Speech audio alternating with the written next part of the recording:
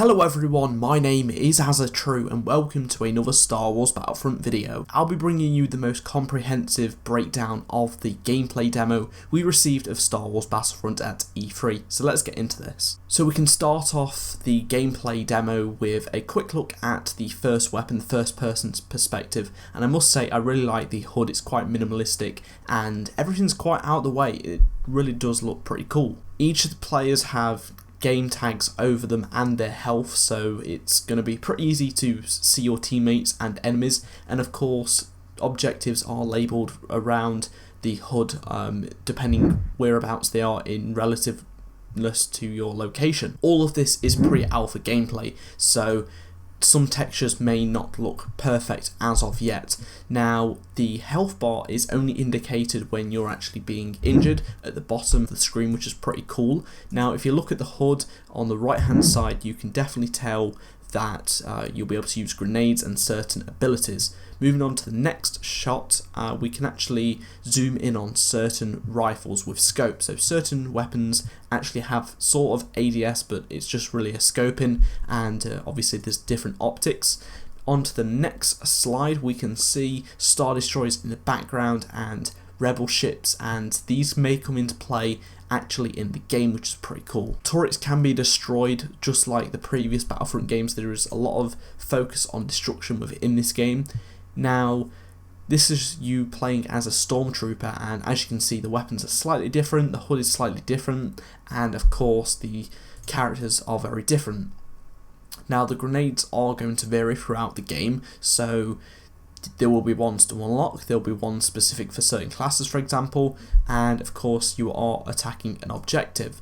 And from here, this is the third person perspective on one of the rebels, so as you can see, the actual crosshair is slightly bigger because you get a bigger view, so it's going to be slightly inaccurate. Certain places around the maps, there's actually these holograms that will relate to whatever side you're on, so the rebel emblem or the logo for the Empire, and if you go onto them and just wait there for a few seconds, you'll be given a special power-up, and this, for instance, is a smart rocket. Now, these smart rockets can be used against vehicles, which is pretty cool, and deal a lot of damage, as we will see in a moment.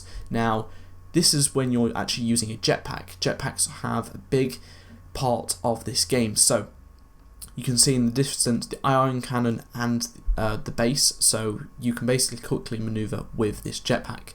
Now, as you can see, this is when you've just destroyed an ATST using that smart rocket, so it's really nice to see we actually get some scoring when we actually kill people and some hit markers, which is pretty cool.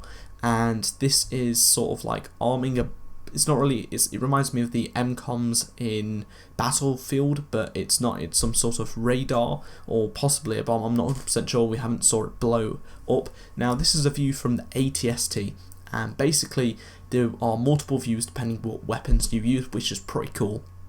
So some are more inaccurate than others, but they do deal more damage, for example. And something that I found really cool is that when you actually manage to latch on with a snowspeeder tow cable to the ATST, you actually get a notification saying you've successfully done it, which is really handy considering you couldn't really tell in the Battlefront 2 when you was on Battle of Hoth. There are multiple ways to actually take down ATST, so you don't actually just need a snowspeed this time around. You can use certain energy weapons, for example, which is pretty cool. And now let's look at the TIE Fighter. So we looked at snowspeeders, the cockpits were very different but very close to realistic terms, and so is the TIE Fighter, for example. It looks awesome and it's straight from the movie.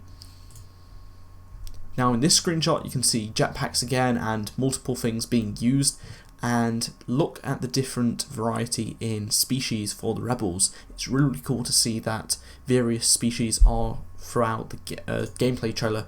And just looking at this screenshot, coming down from the sky is some sort of laser blast that would wipe out vehicles, for example. It's very hard hitting, but the energy shield from the rebels can actually take that impact, so if it did happen you can just activate it and it would protect you, which is really cool, because we don't really know what this exactly is, but I'm guessing it's some sort of power up. This is force choking, and this is from Darth Vader. So as you can see, Darth Vader is a hero you do not want to mess with.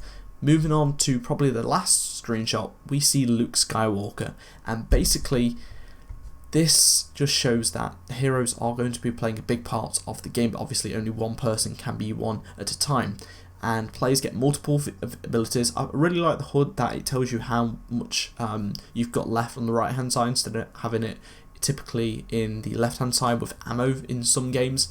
And of course you can see X-Wings, and there's a lot of variety of starfighters in this map, so that's really cool. And of course Vader and Luke do exchange a battle, and we cut to black. So thank you for watching this breakdown. If you did enjoy it, be sure to give it a like rating and subscribe if you are new around here to stay up to date with all Battlefront news, and I'll see you all in my next video. Goodbye.